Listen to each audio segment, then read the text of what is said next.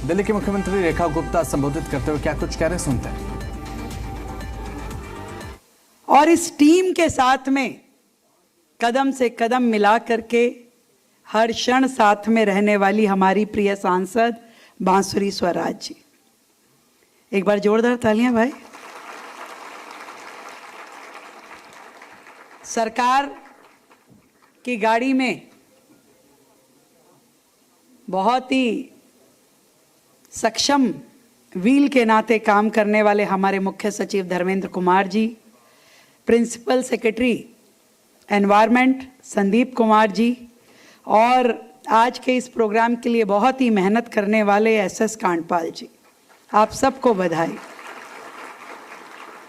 जब मैं यहाँ पर्यावरण टास्क फोर्स को देख रही थी, हमारे फॉरेस्ट के ऊपर लगे हुए ऑफिसर्स को देख रही थी, उनमें बड़ी प्रसन्नता थी कि पहली बार सरकार के द्वारा ये इम्पोर्टेंट टास्क फोर्स, जो कि सच में हमारी जीवन की रक्षा करने वाले, इन पेड़ों की रक्षा करते हैं, उन सभी का जब यहाँ से सम्मान हो रहा था तो सब लोग बड़े प्रसन्न थे।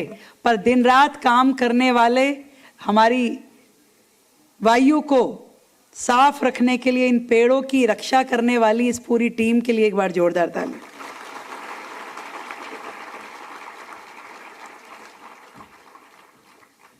एक विजन की बात है। विजन किसी नेता को इतना बड़ा बना देता है कि वर्षों वर्ष लोग उस शख्सियत को याद रखते हैं। और यही चीज है आदरणीय नरेंद्र मोदी जी के साथ। जब मैं उनकी कही हुई छोटे छोटे विषय, दिखने में छोटा लगता है, एक पेड़ माँ के नाम, लगता है क्या है, पेड़ है, माँ के नाम, माँ, पर कितना हमारी संस्कृति से, हमारी भावना से, हमारे पर्यावरण से और हमारे स्वास्थ्य से, इन सब चीजों को जोड़ने वाला एक छोटा सा भावनात्मक विषय।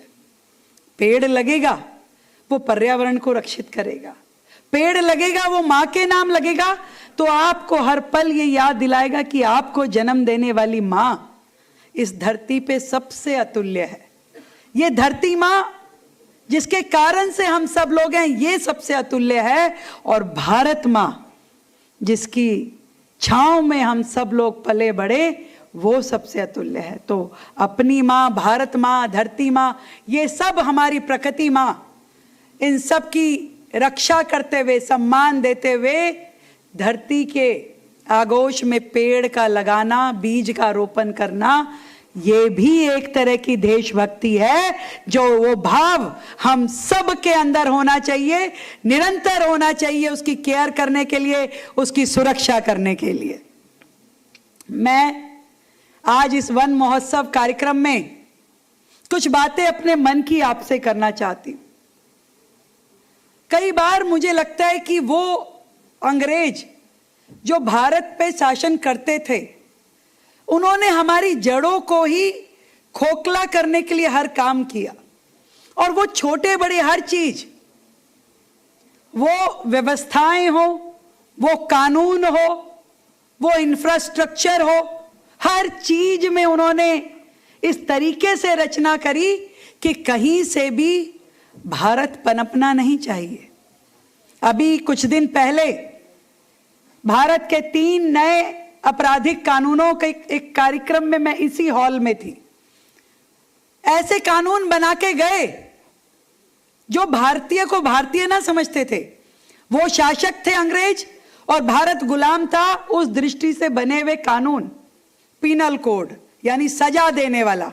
अब हमने क्या किया, सजा को हटा के न्याय, भारतीय न्याय संहिता, वो क्रिमिनल प्रोसीजर कोड की बात करते थे, यानी कि सजा देने वाली प्रक्रिया, हम न्याय देने वाली प्रक्रिया की बात करते हैं।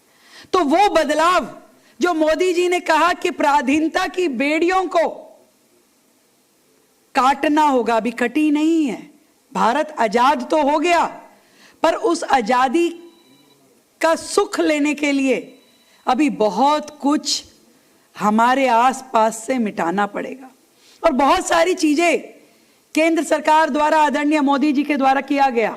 मुगल गार्डन, उन्होंने कहा अमृत उद्यान, वहां पे कर्तव्य चौक पे हमारे नेताजी सुभाष चंद्र बोस जी की मूर्ति लगना, एक एक चीज, पुरानी पुरानी सड़कें औरंगजेब के नाम से, इसके नाम से उनको हटना, ये सब कहीं ना कहीं दिखाता है हमारी संसद, नया भवन बनना, कि वर्षों से हम उन्हीं की बनाई हुई संसद में बैठ बैठ करके एक नई सोच, एक नई ऊर्जा को पा ही नहीं रहे थे। आज स्वाभिमान के साथ अपनी बनाई हुई संसद परिसर में बैठ करके भारत के लिए नीतियां बनाना कितना बड़ी बात है।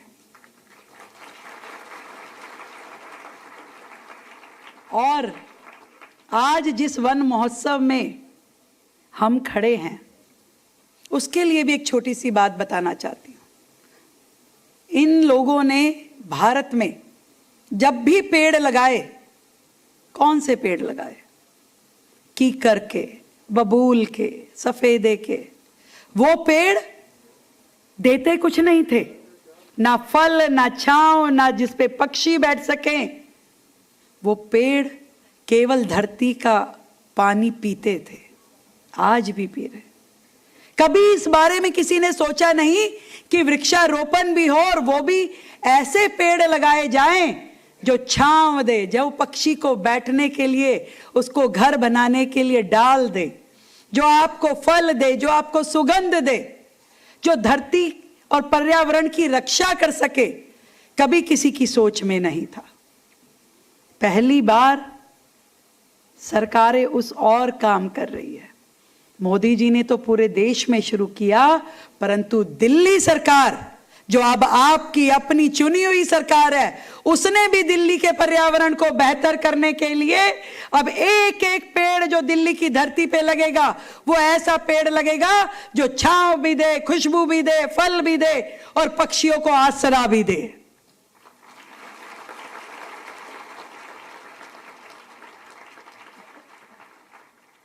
पर्यावरण, प्रकृति ऐसे जुड़े हुए विषय हैं। आजकल 2 दिन से एक मुद्दा बड़ा गरमाया हुआ है, end of vehicle, end of life vehicle बंद कर दिए, पेट्रोल नहीं मिलेगा, बहुत चर्चा है। दुखी है मन, मैं मानती हूं, बिल्कुल ठीक बात है। क्यों हुआ, क्या कारण? कारण ये कि इससे पहले की 27 साल की सरकारों ने कभी इस बात की चिंता नहीं की कि ये दिल्ली वासी अपनी सांसों की रक्षा कैसे करेंगे। ये दिल्ली वासी इस गैस चैम्बर में रहते हुए कैसे जी पाएंगे। कभी पर्यावरण की रक्षा के लिए, कभी एयर पोल्यूशन को कंट्रोल करने के लिए सरकारों ने कुछ किया नहीं, केवल नौटंकी, ऑड इवन करेंगे। क्या ऑड इवन से पॉल्यूशन रुक पाया?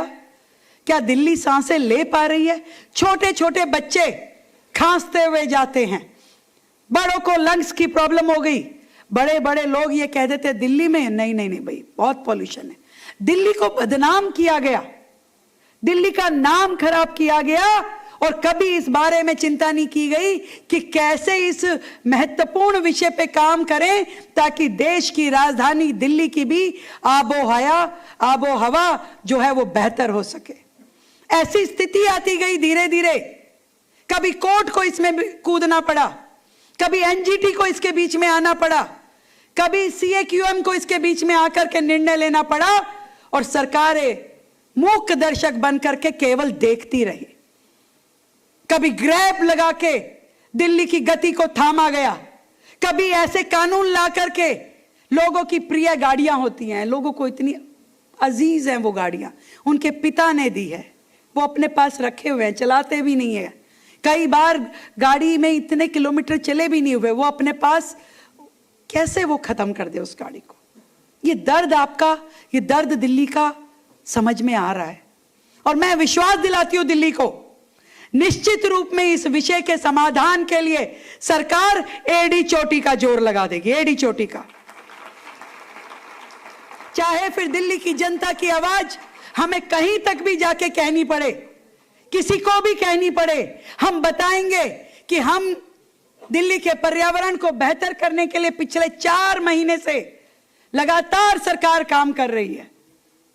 कितने बड़े बड़े एक्सपर्ट्स के साथ बैठ करके दिल्ली के पर्यावरण को कैसे बेहतर करे, उन सारे विषयों पे हम काम कर रहे हैं।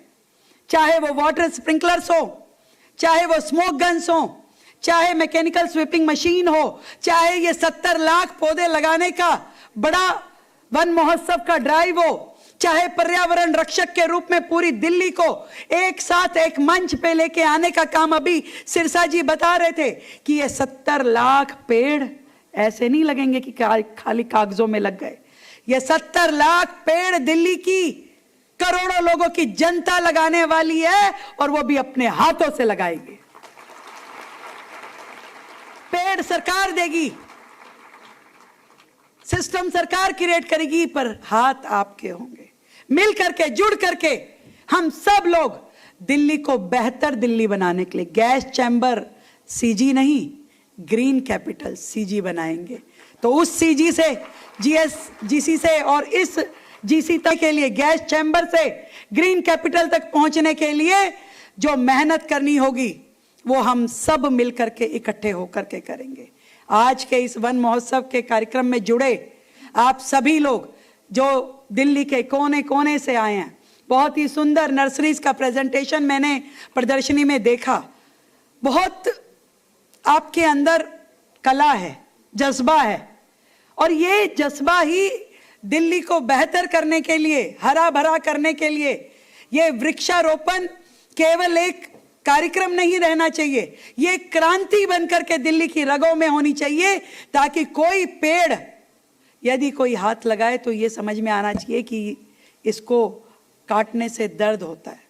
हम मिल करके दिल्ली के पर्यावरण को इतना बेहतर कर देंगे कि फिर लोगों को दिल्ली छोड़ करके बाहर ना जाना पड़े।